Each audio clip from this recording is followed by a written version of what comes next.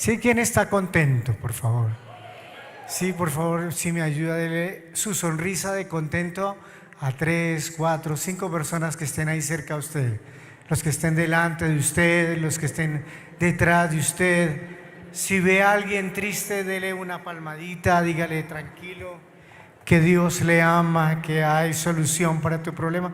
Pero háganlo, que esto es una bendición hacerlo. Este es un tiempo de mucha bendición para nuestras vidas. Amén. Gracias, Pastor Silvio, por esta oportunidad, por esta honra. Como dijo el pastor, bueno, nos faltó un añito, llevamos 33 años de casado con mi esposa, 2 hijos, Sergio Andrés, ya casado, también con una nieta de prácticamente de 2 años, de 32 años él, y nuestra hija Laura, que todavía vive con nosotros. Y para nosotros es una gran bendición poder compartir la palabra. Sé que Dios les ha venido ministrando en este tiempo. Me encanta el eslogan de más profundo, porque esa profundidad de Dios me impacta el salmista David cuando dijo: si yo voy a un extremo de la tierra, allá estás tú. Si voy al otro extremo de la tierra, también estás tú. Pero si voy a lo más alto, también estás tú. Y a lo más profundo, también estás tú. Nunca podremos escondernos de su presencia. Amén. Me gustaría que colocara la mano en su corazón y oráramos por este tiempo. Padre, te adoramos y te bendecimos, Señor. Damos toda gloria y toda honra a ti, el único que merece la gloria y la honra y la alabanza y la adoración y la exaltación por los siglos de los siglos de los siglos. Al que está sentado en el trono y al Cordero sea la alabanza, sea la adoración, sea el honor, sea el loor, el imperio por los siglos de los siglos de los siglos. Desde la eternidad, toda riqueza para ti, todo poder para ti, toda alabanza para ti, Señor. Que tu palabra sea obrando hoy en nuestras vidas, Rey del cielo. Te bendecimos y te exaltamos en esta mañana y te damos mil y mil gracias por esta oportunidad de ir más profundo, Señor. Gracias por este tiempo. Amén y amén. Hay un tema que he sentido en mi corazón compartir en este tiempo, de el crecimiento es igual al discipulado. Creo que ahí van a estar colocando la presentación mientras yo voy hablando. Y eso es algo que yo quiero que miremos, unos principios y unas verdades eternas de Dios. A veces el ser humano, y especialmente al pueblo de Dios, se le olvida quiénes somos en Dios realmente. ¿Quiénes somos nosotros, ese pueblo? Me impacta cuando Pedro, el apóstol, escribe la primera carta y dice: porque nosotros somos un linaje escogido, un real sacerdocio, una nación santa, un pueblo adquirido por Dios para manifestar la gloria y para anunciar todo lo que Él tiene. Y yo creo que el tema de la mayor ataque del enemigo al pueblo de Dios ha sido robarle su identidad, de que tengamos la revelación de quiénes somos realmente en Dios. Esas verdades eternas están desde la creación. Cuando Dios creó al hombre y a la mujer, les dijo que los haría a su imagen y semejanza, pero luego les da unas instrucciones, dice la Biblia: y los bendijo Dios y les dijo, fructifiquen, multiplíquense, señoreen, llenen la tierra, señoreen sobre toda la creación, sojúzguenla juntamente conmigo. Luego Dios llama a Abraham y le dice que hará de él una nación grande, y engrandeceré tu nombre y serás bendición a todas las familias y a todas las naciones de la tierra. Cuando Dios luego restaura a Israel y que nace una nación, le da unas instrucciones a través de Moisés. Le dice: los estatutos, mandatos, decretos que yo os enseño hoy son para que los pongan por obra en la tierra que Dios les dio por posesión.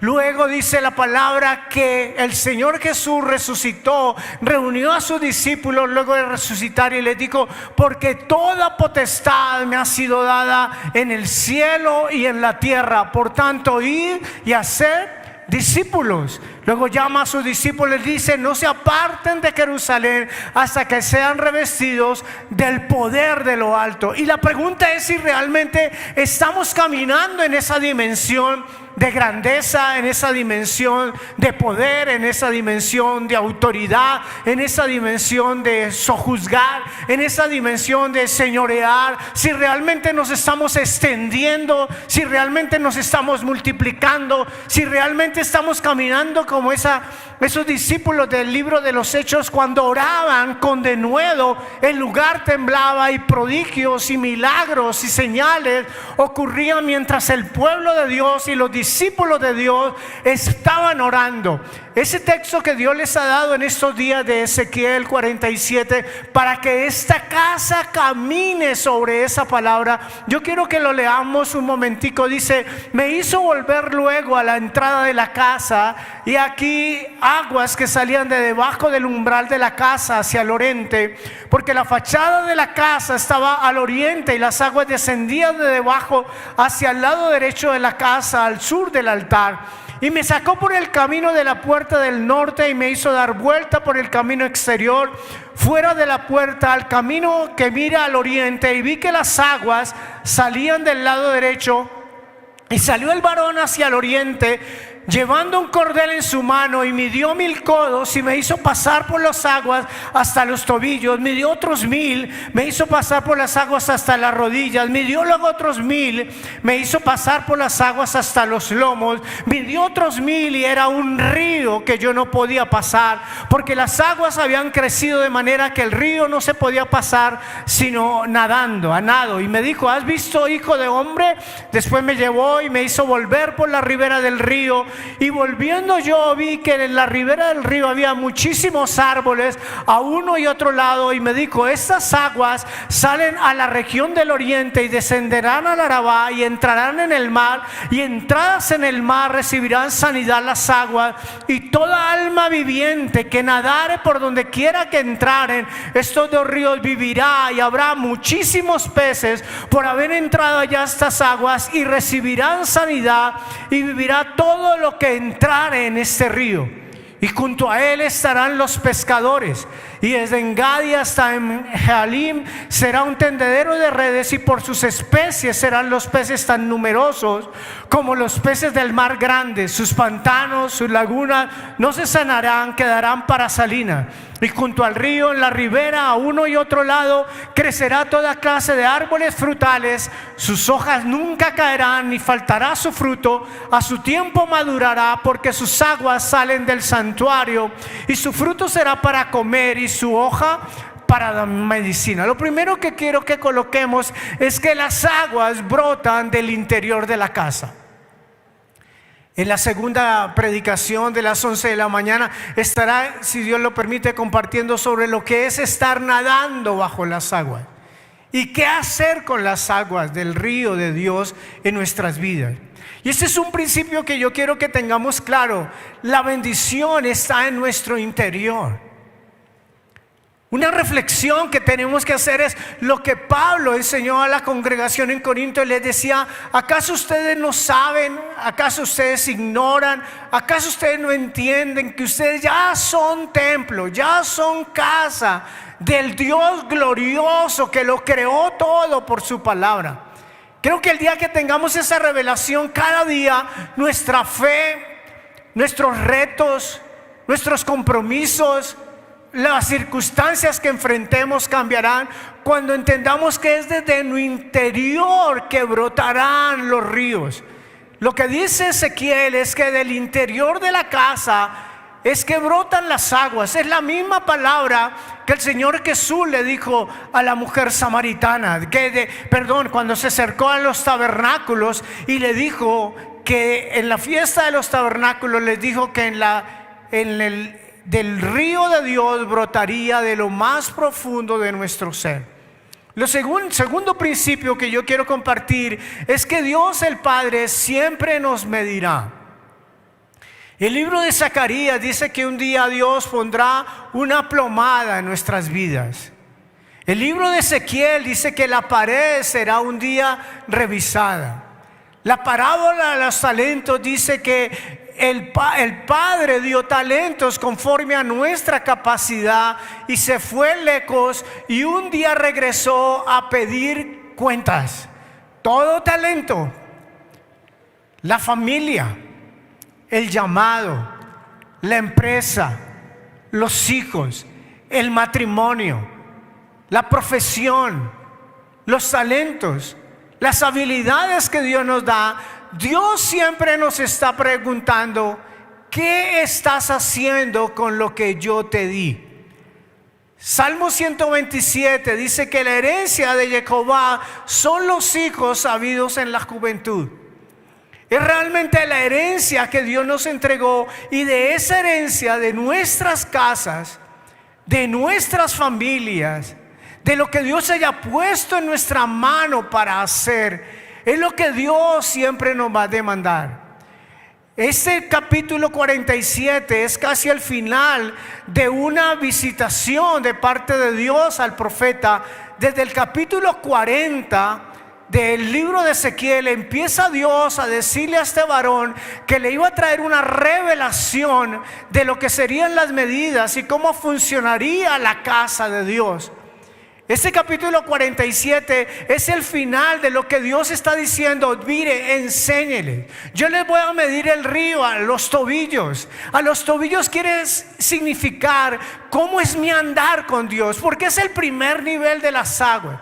Es el primer nivel de las aguas porque lo primero que Dios quiere que enderezcamos cuando la presencia de Él y la gloria de Él y el amor de Él y el perdón de Él y la misericordia de Él vienen a nuestras vidas. Lo primero que Dios está buscando es cómo nosotros enderezamos nuestro caminar. ¿Qué significa el agua en las rodillas? Es un momento en que Dios nos lleva a un quebrantamiento para estar postrados delante de Él y rendidos delante de Él, y ya no hacemos lo que a nosotros mejor nos parece, sino será solamente, como dice el Padre nuestro, hacer la voluntad del Padre, así como en el cielo, también en la tierra. Pero la pregunta es: ¿qué significan los lomos? Por eso quiero hoy hablar de lo que significan esos lomos en nuestra vida, y en la siguiente predicación hablaré sobre lo que significa estar nadando. Los lomos, solo quiero hacer dos referencias de lo que la Biblia habla de los lomos. Y la primera referencia, los lomos tienen que ver con la fuerza. Cuando, yo sé, a mí me gustan mucho los deportes, me edifican los deportes, aprendo, analizo de cada deporte, sobre todo esos en equipo, tienen una capacidad de aprendizaje, de liderazgo, de lo que es la entrega, el servicio y demás. Pero una de las cosas que me impacta es el levantamiento de pesas. Nosotros, por la gracia de Dios, en Colombia tuvimos nuestra primer medallista olímpica que tuvo un oro, fue la que hoy es ministra del deporte, María Isabel Urrutia. Y cuando usted ve unas competencias de levantamiento de pesas, tienen casi que un ritual. Ellos se salen de un camerino donde están, ellos apretan un cinturón anchísimo que tienen y se fajan sus lomos, y luego se untan las manos de una cal que tienen y toman esas grandes pesas y hacen un esfuerzo. ¿Y por qué se ponen ese cinturón en la cintura, en los lomos? Porque puede haber una hernia, porque puede haber algo en la columna, porque puede haber algo en su abdomen, y por eso ellos se ciñen. Ese es el principio del apóstol Pablo cuando está hablando de que debemos tomar la armadura de Dios para estar firmes en el día malo, y nunca podemos salir sin estar con la armadura de Dios. Pero parte de esa armadura de Dios es estar ceñidos nuestros lomos todos los días, tener una capacidad. Ahora, ¿con qué dice el apóstol que debemos ceñir nuestros lomos? Debemos ceñir nuestros lomos con este libro, que es el libro de la verdad. Este es el único libro, esta es la palabra de Dios. Cada día, cada mañana, en esa armadura, usted debe decir: Señor, dame la fuerza de tu espíritu. Quiero ser un hombre, quiero ser una mujer lleno de la fuerza de la fe. Si a mí me preguntan cuál es el sinónimo de la fe, siempre les responderé: la fe nos da fuerza. Aprendí años atrás que lo primero que Satanás hará cada mañana será robarme mi fe, porque él sabe que si yo ando en fe, tendré un ánimo, tendré una mente del Señor, caminaré en proyectos, emprenderé cada día, me levantaré después de cada adversidad. ¿Por qué? Porque esta palabra no miente, porque el cielo y la tierra pasarán, pero esta palabra eterna se cumplirá siempre. Así que vamos a ceñirnos con la palabra de la verdad. Pero lo segundo que dice la Biblia referente a los lomos tiene que ver con la herencia. A mí me impacta la vida de Abraham, siempre me edifica, y una de las cosas que más me edifica es como Dios, tú empiezas con un hombre de 75 años y una mujer de 65 años que era estéril, que no tenían hijos, y te da por la gracia a ti de llamarlos a un proyecto nuevo. ¿Por qué a los 75, padre? ¿Por qué con Moisés empezaste en la zarza a los 80? ¿Por qué Caleb a los 83 cruzó la tierra prometida?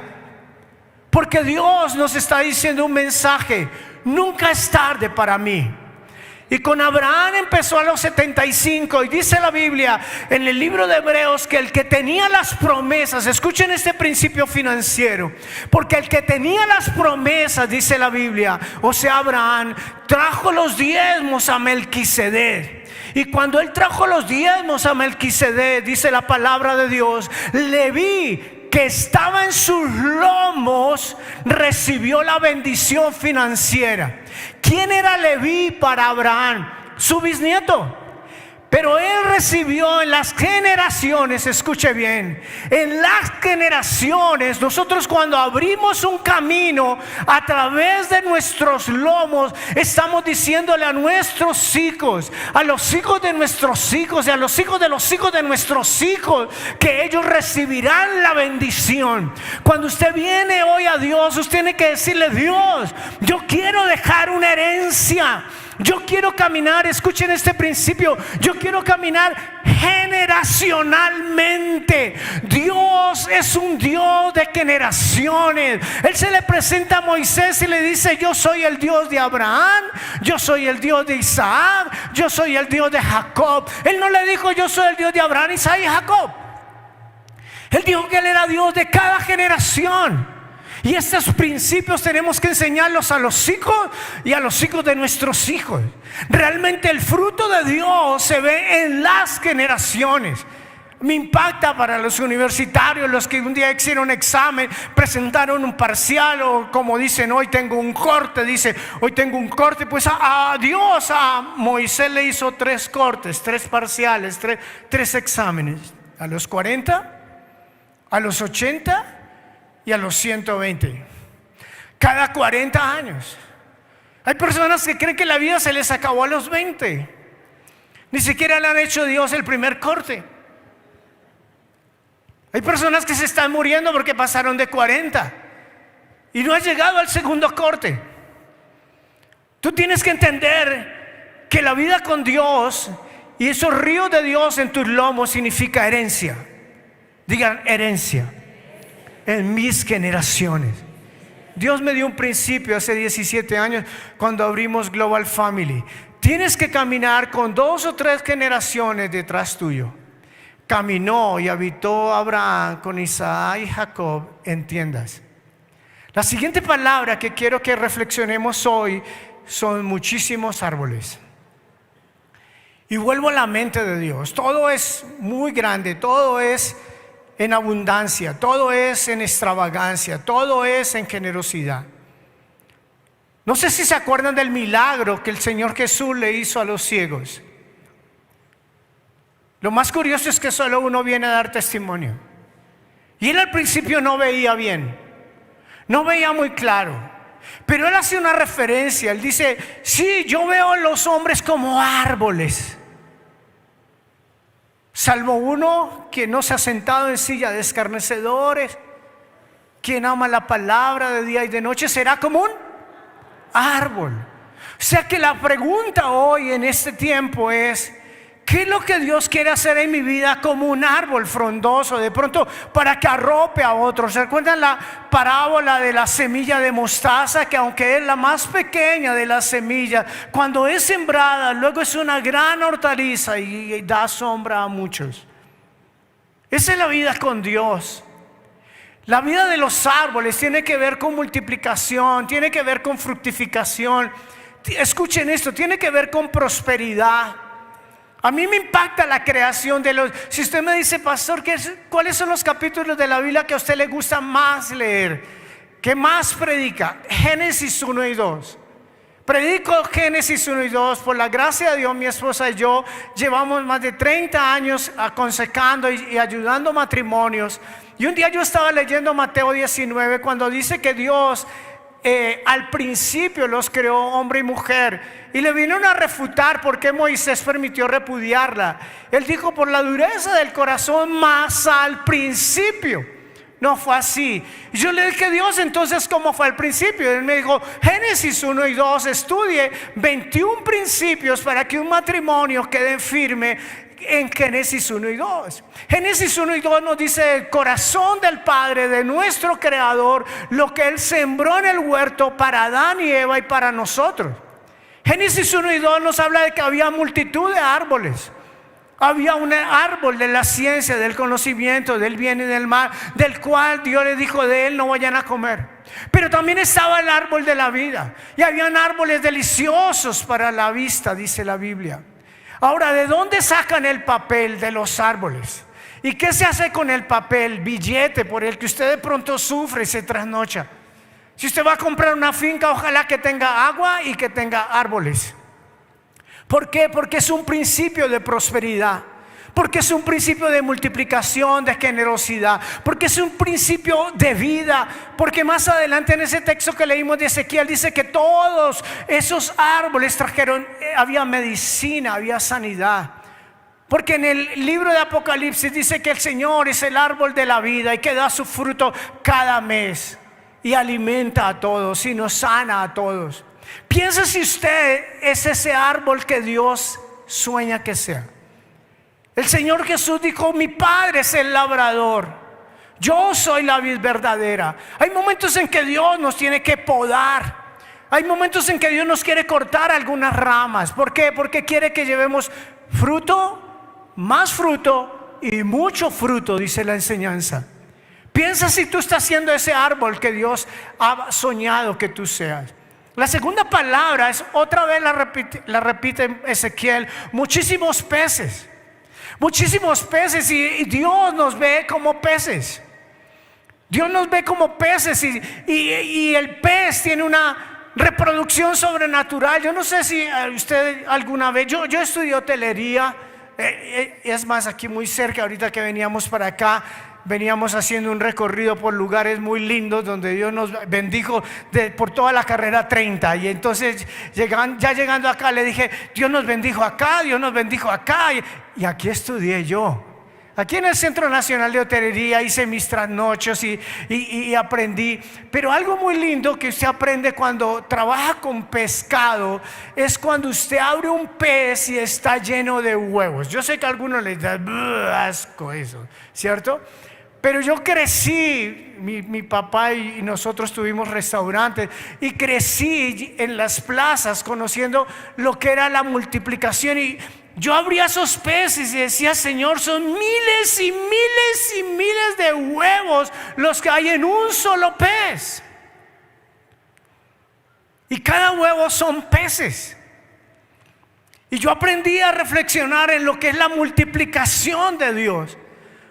Si usted quiere escuchar una estrategia del enemigo, usted entenderá que siempre nos querrá estrechar. Hay varias en la Biblia que usted y yo tenemos que renunciar. Renunciar a ser estrechos, renunciar a ser escasos, renunciar a ser estériles, renunciar a ser estáticos.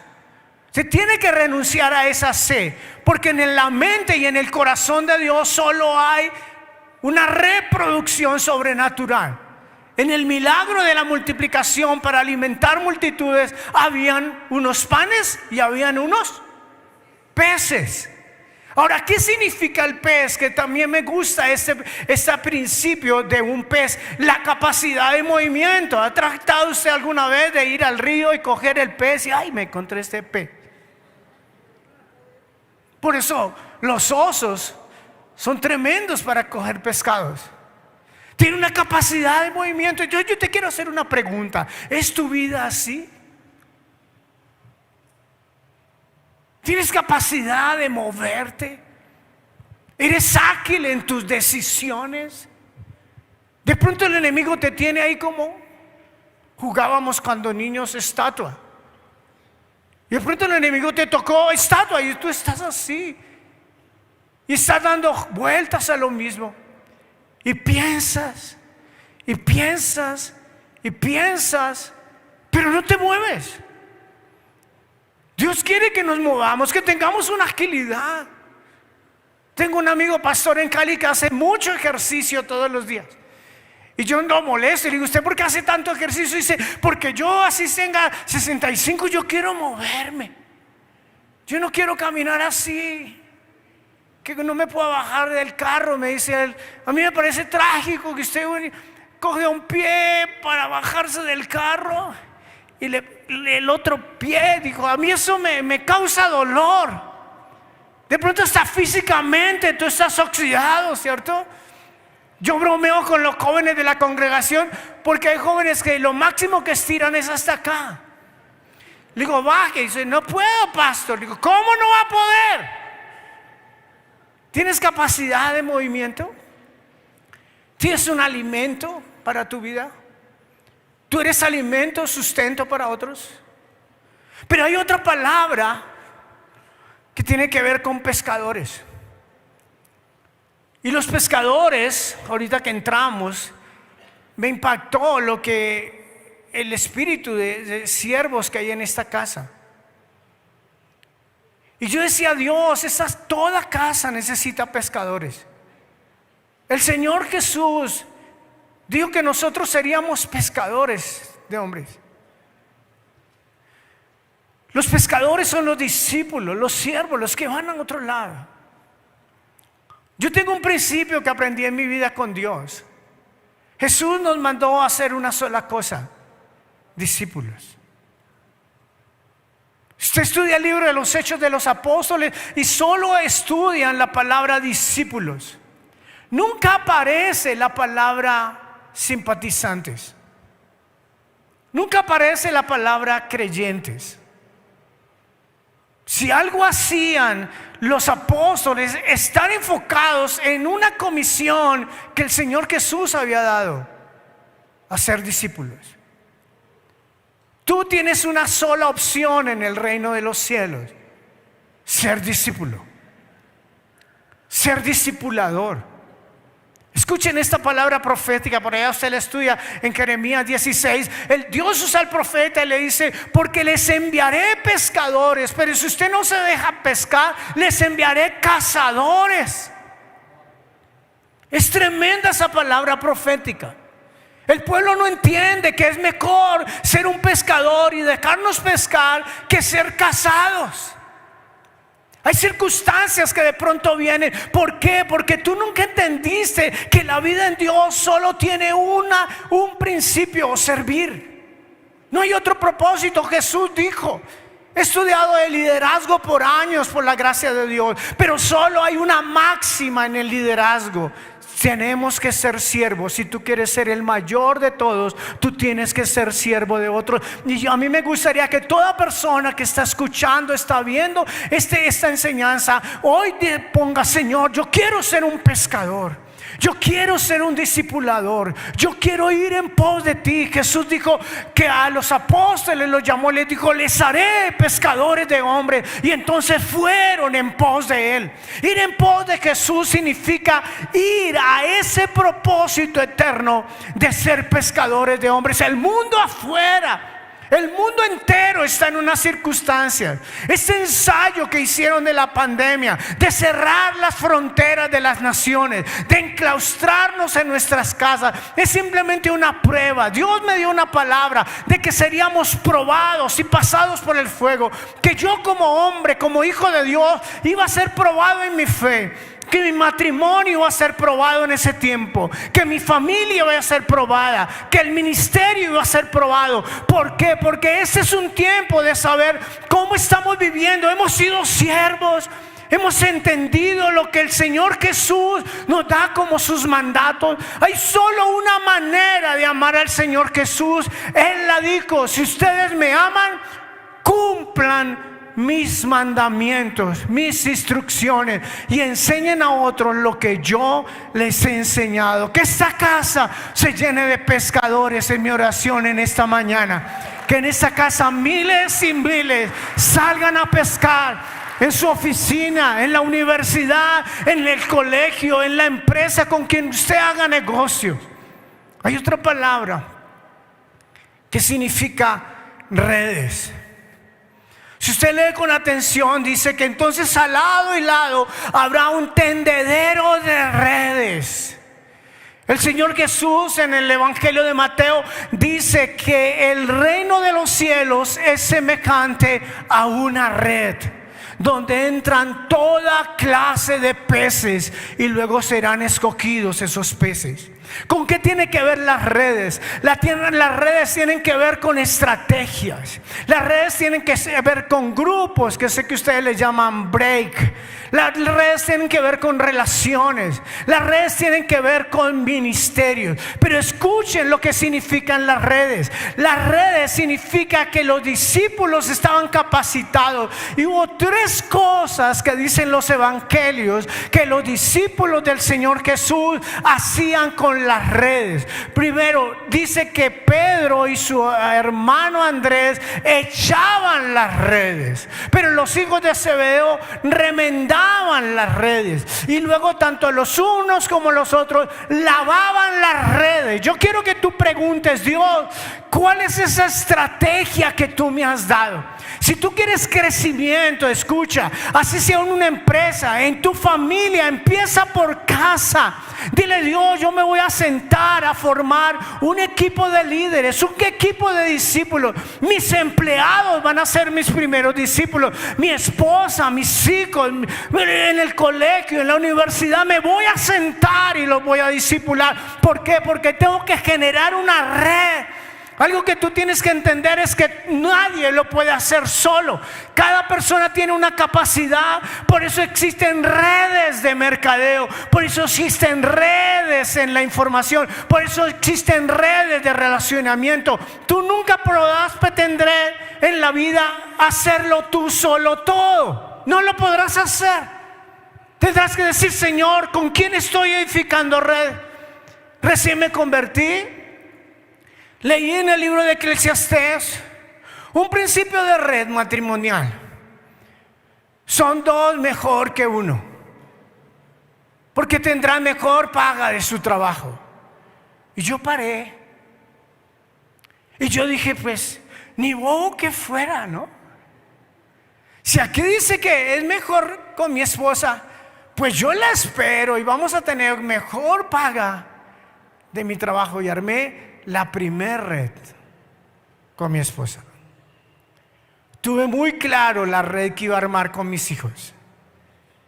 Y apenas empezaron a crecer, mi esposa y yo tuvimos un principio: hay que ponerle peso sobre los hombros para que anden bien, con los pies firmecitos en la tierra. Piensa un momentico, ¿con quién te gustaría tejer una red? De pronto hay que remendarla. De pronto la red de tu casa anda cada uno por su lado. De pronto has dejado contaminar tu red y es un día en que necesitas dejarte ministrar y lavar esa red. De pronto has tenido talentos y habilidades, pero no has lanzado la red. Después de que hay redes, dice la Biblia en Ezequiel 47 que los peces venían por sus especies. Trabaje homogéneamente. Enfóquese en grupos específicos. En mi caso, Dios me dijo que una generación cuide la siguiente. Diga: Señor, ¿qué es lo más homogéneo que yo pueda hacer? ¿Qué es lo que me voy a focalizar? Voy a suplir necesidades específicas a personas específicas. Y empieza por tu casa. Yo quiero que coloques la mano en tu corazón, inclines tu rostro. Espero que esta palabra haya traído alguna revelación a tu casa, a tu vida personal. Cierra tus ojitos, inclina tu rostro y deja que Dios te ministre por unos minutos. Señor, te adoramos, Dios. Abre tu boca, por favor. Algo específico, de pronto no te acuerdas de toda la predicación. Solo una palabra puntual que llegó y traspasó tu corazón o tu mente. Y le vas a decir hoy a Dios: Dios, ayúdame, Padre. Primero, entender que la bendición brota de mi interior, Señor. Que la bendición no está lejos, no está distante, que está en mi casa. Dios, perdóname si hoy que me mides, de pronto no he cambiado ni siquiera mi manera de andar. Toma en este instante decisiones. Toma decisiones. Dile: Señor, voy a cambiar el rumbo de mi vida. De pronto estás pasando tiempo con personas que no te convienen. De pronto estás yendo a lugares donde Dios no permite o no está feliz con que tú estés allá yendo. De pronto te relacionas frecuentemente con gente que te roba la fe. Solo abre tu corazón y abre tu boca. Dile: Señor, quiero tener la fuerza de tu Espíritu en mi vida. De pronto has perdido la fuerza, la fe. Dile: Señor, yo quiero recibir esta palabra, Señor. Yo quiero recibir esta palabra para mi vida, Dios. Yo quiero dejar herencia a mis generaciones. Yo quiero ser un árbol frondoso. Yo no quiero ser como esa higuera que tú te acercas y no encuentras fruto. Yo quiero fructificar, Padre, en todo lo que tú has puesto en mi vida. Muéstrale tus manitos a Dios. Dile: Señor, aquí están mis manos. Yo te pido que todo lo que mi mano toque, tú lo multipliques, lo fructifiques. Las manos es muchas veces lo que somos, lo que Dios ha puesto a hacer. Dile: Señor, perdóname si he tenido una vida pasiva. Si solo me he dedicado a venir de domingo en domingo o de mes en mes. Pero hoy quiero tomar la decisión de ser un pescador. Quiero moverme como los peces se mueven con agilidad. Adora a Dios, por favor, en este instante. Dile: la red de mi casa se rompió. Las relaciones se rompieron. Por favor, Dios Santo. Por favor, Dios, en las relaciones profesionales, ministeriales, Dios, se han roto mis redes. Me quedé estático, me quedé pasivo, me quedé inerte. Hace rato que no me muevo, me llené de confusión. Vamos, coloca la manito en tu corazón. Siento que aquí hay personas heridas en su corazón. Hay personas que de pronto se sienten frustradas. Hay personas que de pronto han orado y orado y orado, pero esa promesa se les retarda. De pronto has dejado llenar tu corazón de temor a la muerte, temor al mañana. Por favor, dile hoy: Dios, sáname porque esto me tiene paralizado. Ese temor crea lazo en mi vida. Este temor no me deja fluir en lo que tú quieres que yo fluya. Vamos, órale a Dios. El Espíritu de Dios pondrá en tu boca una oración específica. Tú no puedes salir de aquí como llegaste. Dile: Señor, llevo años supuestamente conociendo de ti, pero sin servir, sin ayudar, sin extender la mano. Un día abrí mi casa y luego la cerré. Un día me capacité y luego no me volví a capacitar. He dañado mis relaciones personales. He entrado en conflictos. Me llené de amargura, Padre. Vamos, abre tu corazón. Dice la Biblia: en tu mano, Dios, están mis tiempos. El futuro está en las manos de Dios. Él cuida de nosotros como la niña de sus ojos. Si están como matrimonio, tómense la mano. Si están como familia, fortalezcan esos lazos que de pronto se rompieron. Ve con un propósito de ir a restaurar esos lazos familiares y empezar un discipulado cercano con las generaciones. La Biblia dice que las mujeres más maduras enseñen a las más jóvenes a amar a sus esposos y a sus hijos. De pronto, si rompiste la relación con hijos, con nietos, si hay relaciones rotas al interior de la familia por discusiones, por herencias, por señalamientos, por lo que sea, dile: Señor, derrama esa unción de Elías, una unción donde harás volver el corazón de los padres a los hijos, de los hijos a los padres. Que vuelvas a leer el libro de los Hechos de los Apóstoles y entenderán que todo lo tenían en común, pero que alababan y adoraban a Dios, escuchen, con alegría y sencillez de corazón. De pronto has dejado que el orgullo, la autosuficiencia entre a tu vida.